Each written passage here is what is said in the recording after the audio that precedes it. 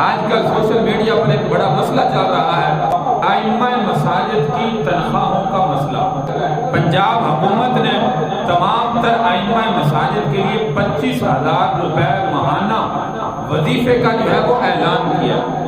پچھلے دنوں میں ایک ہماری گاؤں میں فوتگی بھی ہوئی، وہاں پہ جنازے کے اندر جانا ہوا، قبرستان میں کھڑا تھا تو گاؤں کا ایک نوجوان جو ہے وہ بڑا سلجھا ہوا کہنے لگا مولوی صاحب مبارک ہو۔ جی قبرستان میں کھڑے ہیں کون سی مبارک دے ہیں؟ کہتے جی آپ کو جو ہے وہ حکومت پنجاب نے 25,000 ماہانہ وظیفے کا اعلان کیا۔ میں نے کہا بھائی معاف کرنا، اللہ کے لیے ہمیں ایسے وظیفوں کی ضرورت نہیں ہے۔ کہنے لگا کیوں؟ پنجاب حکومت کی طرف سے وظیفے مل رہے ہیں، 25,000 تنخواہ مل رہی ہے، آپ کی تو تنخواہ تھوڑی ہوگی، حکومت کی طرف سے مل رہی ہے، آپ کہہ رہی ہیں ہم نے لینا نہیں۔ میں نے کہا بھائی ہمیں ایسی تنخواہوں کی ضرورت نہیں ہے۔ کہنے لگے کیوں، معاملہ کیا؟ میں نے کہا آپ کو کسی کارروائی کا پتہ ہی نہیں ہے تو آپ کہہ رہے ہیں کہ 25,000 مولویوں کے مل رہے ہیں۔ جب میں نے وہ شرائط بتائی جو حکومت پنجاب نے مقرر کی ہیں کہ یہ 3-4 شرائط انہوں نے رکھی ہیں، امام مسجد کو ایسا ہونا چاہیے، ایسا ہونا چاہیے، یہ نہیں کرنا چاہیے، یہ نہیں کرنا چاہیے، پھر کہنے لگا یار یہ تو معاملہ بڑا گڑبڑ ہے، یہ تو معاملہ بڑا خراب ہے، پھر تو واقعی نہیں لینے چاہیے۔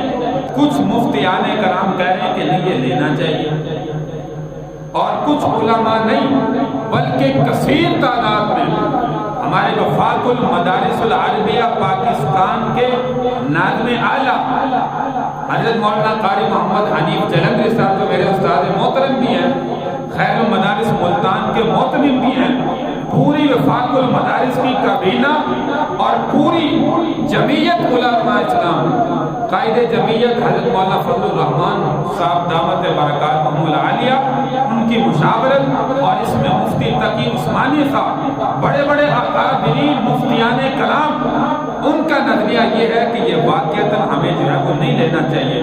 اور میں الحمدللہ اور بڑے بڑے علماء اکابرین مفتیان کلام ان کے اس نظریے کے پیچھے ہیں کہ جو ان کی طرف سے حکم ہوگا تو اس نظریے پر جو ہے وہ عمل کریں گے۔ ہمیں ایسا جو ہے وہ وظیفہ جو ہے وہ نعوذ باللہ نہیں چاہیے۔ الحمدللہ جو ہمارے پاس جو پہلے مل رہا ہے جتنا ہے گزارے کے مطابق ہے، ہم اسی پر جو ہے وہ اکتفا کریں گے، اور حکومت کی طرف سے کوئی کسی قسم کا وظیفہ جو ہے وہ نہیں لینا چاہیے۔